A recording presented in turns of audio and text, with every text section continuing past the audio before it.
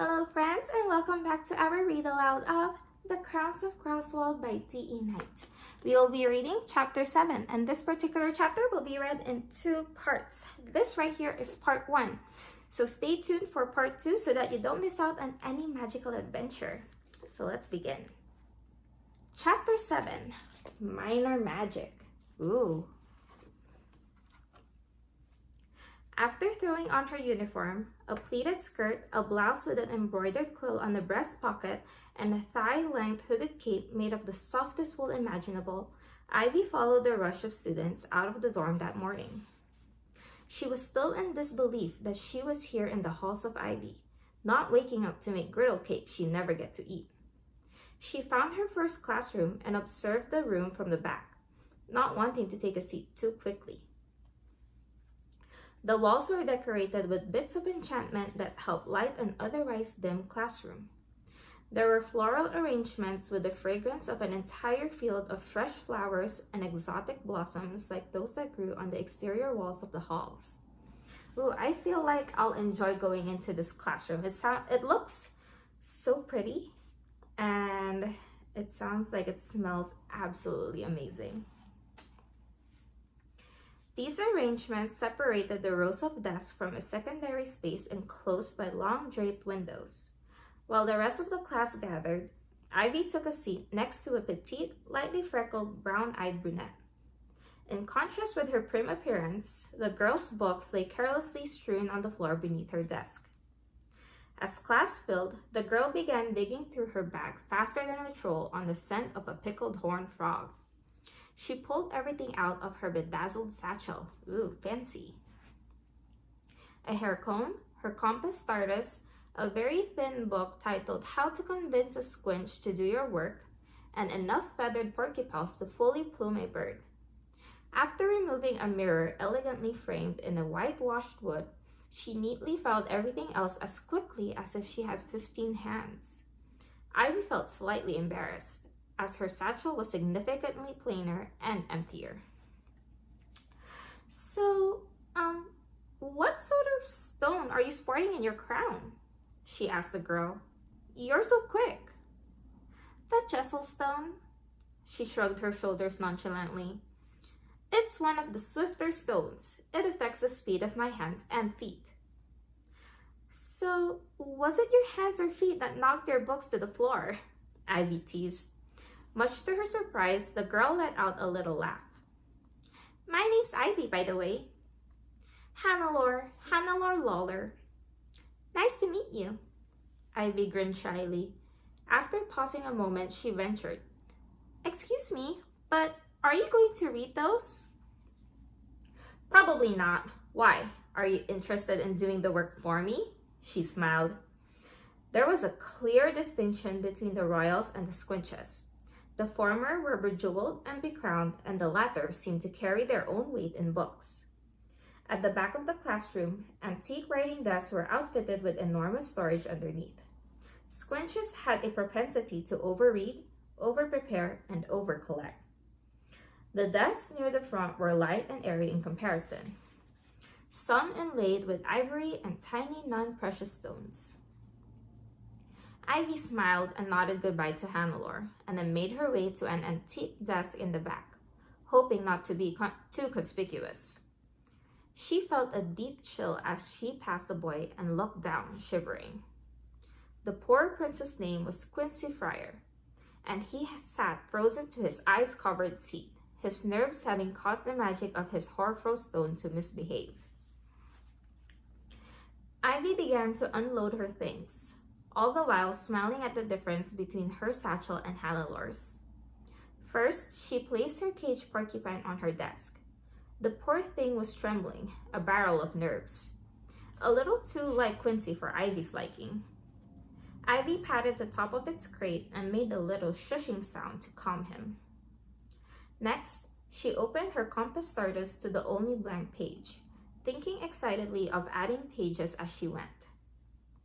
In her eagerness to finish unpacking, Ivy knocked over her ink, and a cloud of blue fluffed out around her desk, drawing other students' attention.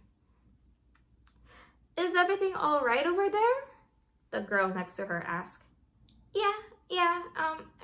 Everything is just fine, Ivy whispered back. She was sweating in embarrassment. How could this happen on her first day at the halls of Ivy? Her first class, for goodness sake.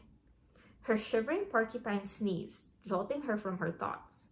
The hazy blue ink cloud had tickled its way into the creature's nostrils, and soon the single sneeze turned into a sneezing hysteria. Of all the porcupines, Ivy thought in a panic, he's allergic to ink. The creature's sneezes were so forceful that his quills, Ivy's unused porcupines, were jettisoned off his now nearly bald back. An entire coat of spines impaled the walls. Students ducked out of the way of the flying writing implements as Ivy hid below her desk. Poor Ivy, and poor porcupine too. So the porcupine that held all of Ivy's quills, Ivy's unused porcupines, is allergic to the very ink that she needed to use for school. A haughty girl shouted, "Whose sad excuse for a porcupine nicked my dress?" Silence. The girl repeated, "Well, who did it?" "I'm so sorry, my porcupine. He seems to have an unexpected allergy," Ivy stammered. The girl had shining black hair, tanned skin, and cheeks that were a deep shade of red to reflect her annoyance. Her dress uniform was perfect, aside from the neck near her right knee that exposed her leg. "An allergy to what? You? Look at your desk. All out of sorts. It's as if everything in this room is averse to you. Who are you?" "My name's Ivy." "Well, Ivy, you owe me a dress. Look what you did." "I'm sorry. Really, I am. It was an accident." Hannelore piped up. "Oh, Damaris, you know the uniform mends and launders itself." So this particular girl is really mad and annoyed at Ivy because there was a nick in her dress. But according to Hannelore, the uniform mends and launders itself. So if you really think about it, should the girl really be mad at Ivy or just let it go since it was an accident? Thankfully, Professor Royal had arrived, and just in time. "Welcome, class. Please take your seats so that we can begin." The professor took in the cloud of ink, the porcupines, and Ivy's desk. Her patient smile made Ivy like her instantly. She had a trim figure, and her good humor was effortless and genuine. Her ash blonde hair hung long and beautifully curled. Professor Royal paused, observing the new faces in her classroom. "This is the very minute you will begin mastering your special, unique gifts. And you squinches, it's your job to transcribe and illustrate all that you see. What fun! Each of you will develop an understanding throughout this year's class of your individual abilities as future scribonists, and also the power of stones as worn by your royal counterparts. Royals, you'll come to respect the squinches. They do, after all, carry a shadow of magic in their blood. The same magic that permeates your crowns. Some of you may take more time to learn, while others are likely to take less. Regardless, you will leave here knowing much more than you do now. Practice makes perfect, I always say, and practice is what my class is all about." Ivy pulled a porcupine from the wall behind her, as there was no chance of getting one from her bald porcupine now.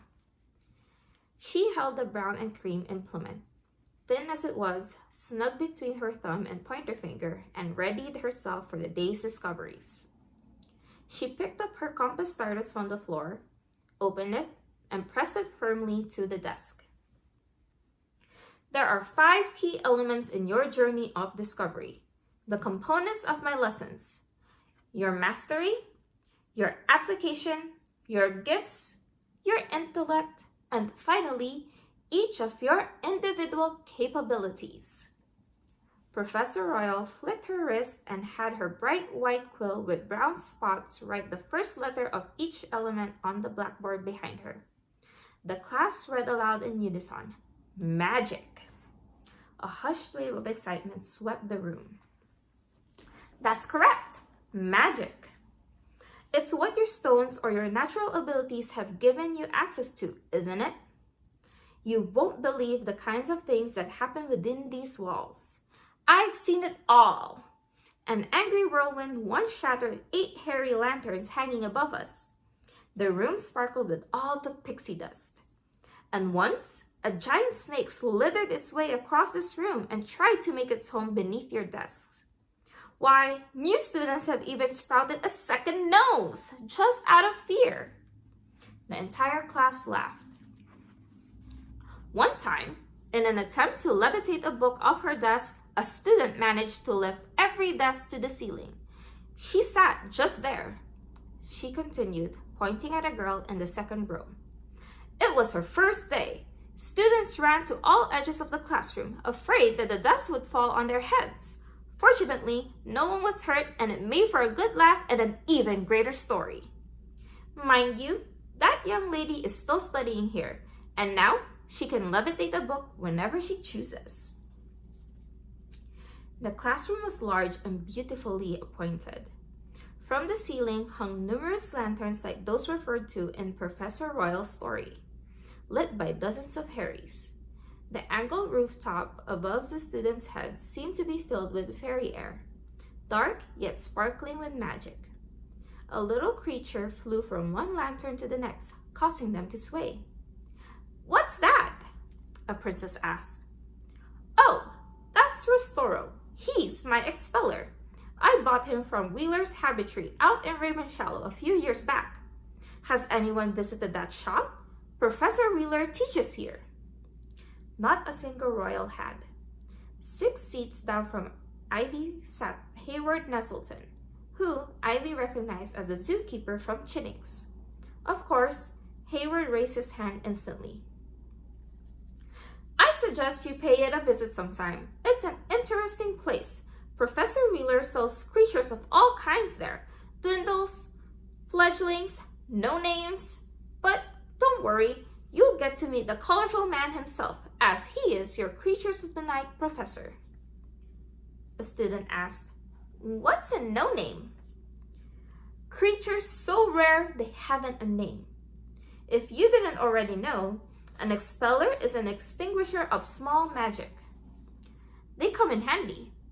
This one attends all my classes with me. He puts out small fires, thaws bits of ice, changes ghastly creatures like snakes into toadstools, and calms students' moods. That's why I call him Restoro. He restores what's been broken, which is the main reason why my room looks peaceful and not utterly destroyed by burgeoning magic." Ivy noticed that, whether by Restoro's magic or by finally relaxing a bit, Quincy's chair had returned to room temperature. Professor Royal explained that the space enclosed by the draped windows was their training room.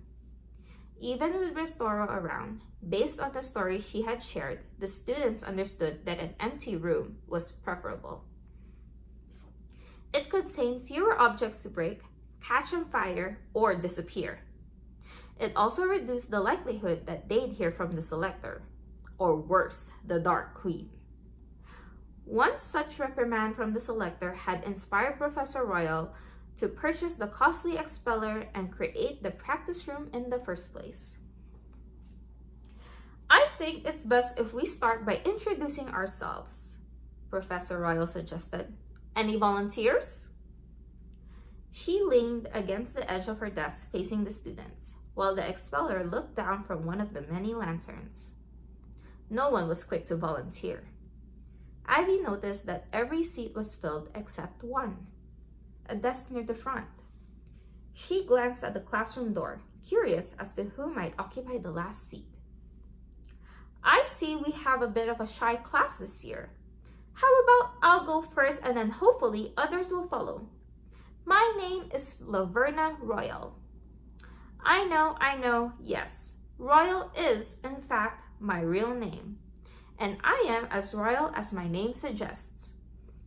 To make myself more than just a name to you, let me tell you that I began my studies here many years ago as you are doing now. And I was once as shy as you are today. I live in Ravenshallow with my husband, who teaches a class for princes in their final year called Feather a Threader. I'll let Professor Wheeler in your Creatures of the Night class tell you about the dreaded Threader, a fiery beast only my husband has affection for, it seems. And we will stop right there. So again, remember, Chapter 7 has a second part, so watch out for that video before watching Chapter 8. And I'll see you next time. Bye!